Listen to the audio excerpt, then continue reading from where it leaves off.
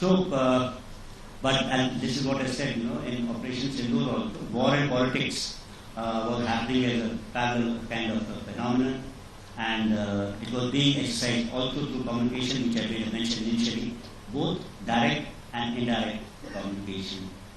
So, second important conclusion what I draw from the statement which I initially said, that war is a continuation of policy by other means, is that war is a rational decision. That means, and I also spoke about reasons when I said the government takes a rational decision about war. And it takes the decision when it is exhausted all its other instruments of power. So, but then the important question comes in, this whole start point of this particular war was this Pahalgam terror attack. So is terrorism a rational act of warfare? I don't think that's a rational act, because terrorism has no defined logic, it has no political-military end state. Terrorism is a means and an end in itself. Terrorism is a form of warfare that defines rationality.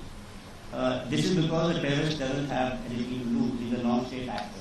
If he doesn't have a state, he's not worried about territory, people, or the ideology, which form the three important constituents of the state. So this is terrorism absolutely irrational if it is happening in a standalone mode. But what happens when there is about state-sponsored terrorism? Is this rational? Think that this seems to be a rational decision when state is employing terrorism as an instrument to achieve political objectives. And say so it's a reasoned kind of a decision the state takes, and so as our adversary is concerned, he's taken the decision that to bring India by 1,000 cuts.